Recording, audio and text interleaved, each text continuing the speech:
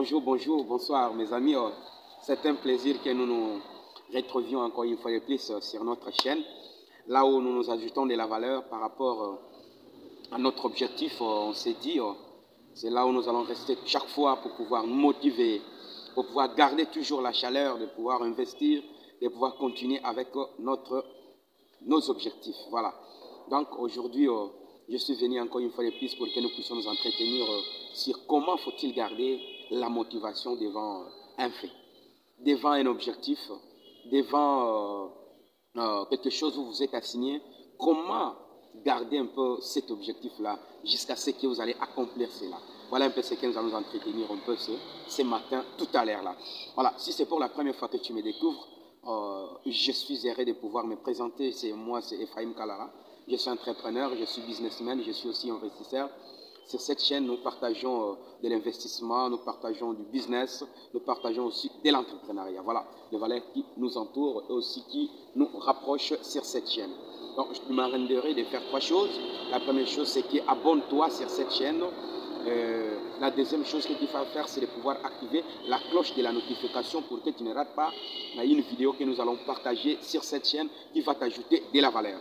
Et la troisième chose que tu vas faire, c'est de pouvoir partager massivement cette vidéo sur toutes les plateformes qui va aussi ajouter de la valeur à certaines personnes que tu pourras rencontrer quelque part. Donc partagez cela dans vos plateformes, sur Facebook, sur WhatsApp, sur Instagram, sur TikTok, sur voilà, beaucoup de plateformes. Ok, entrons dans le vif du sujet. Comment faut-il garder de la motivation quand vous avez un objectif que vous êtes assigné? Rappelez-vous qu'il y a beaucoup de gens, une fois qu'il a conçu une idée, parce que sachez que chaque entreprise naît par une idée. C'est pourquoi je vous disais l'autre fois là dans l'autre vidéo qu'un investisseur, pourquoi nous voulons toujours lire des livres?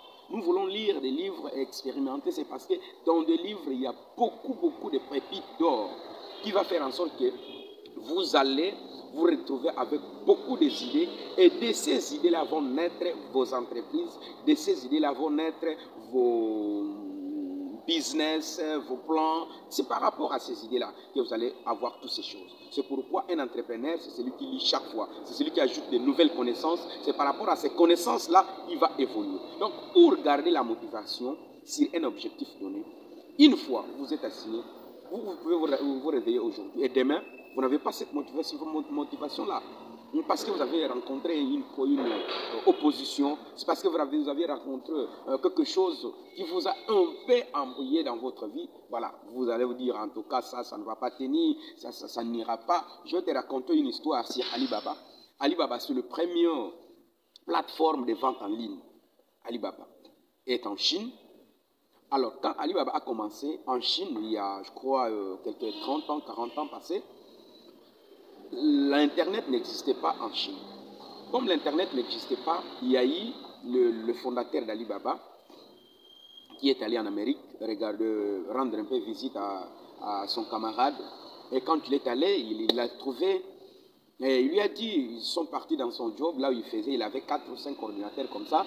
Il lui a dit, oh, regarde, ça c'est l'Internet, tu peux taper tout ce que toi tu veux.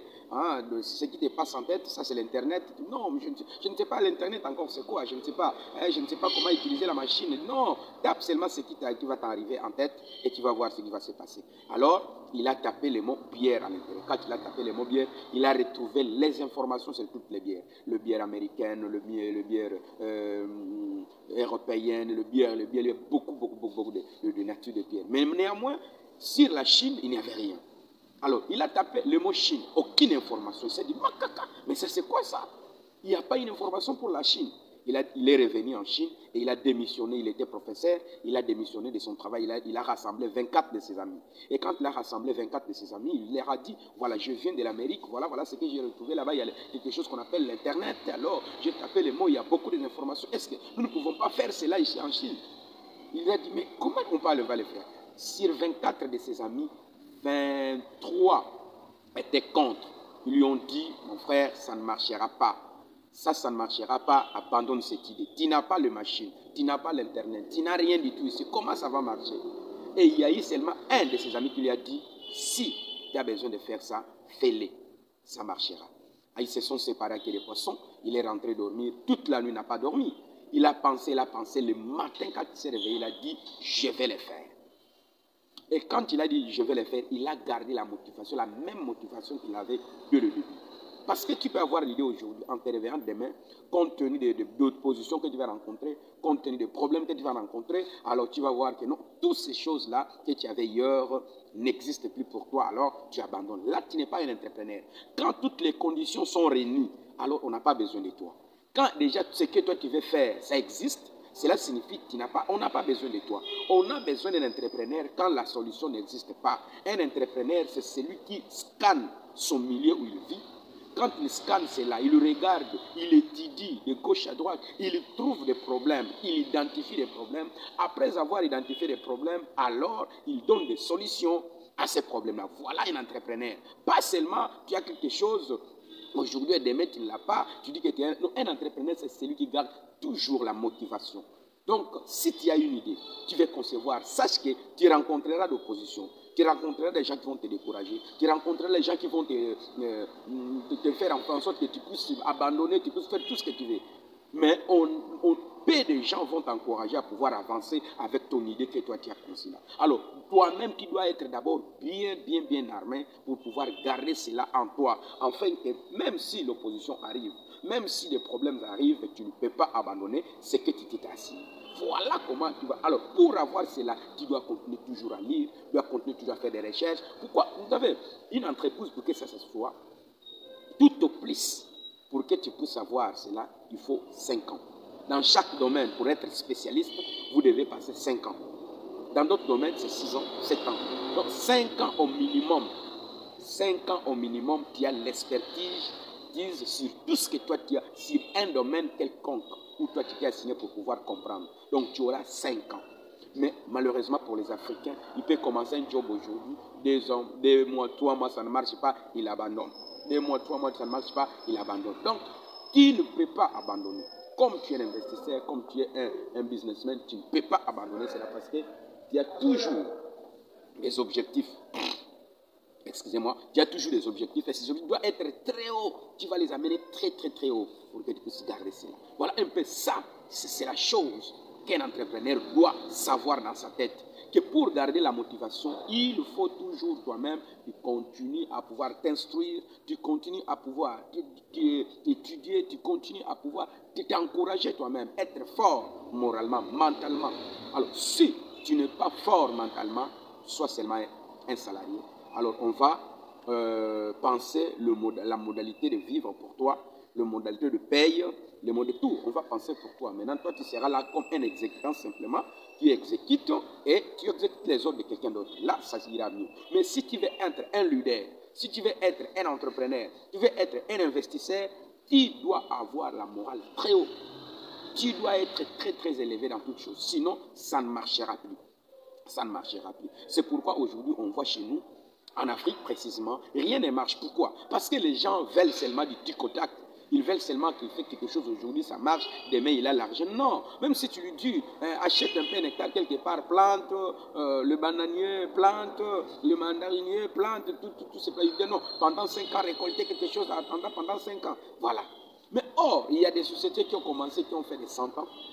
Je vais te dire encore par rapport, pour garder aussi la même motivation, je te dirais, celui qui a commencé avec la métallurgie. Vous savez, en regardant ce qu'ils ont fait, ces gens-là, ils étaient vraiment cadets.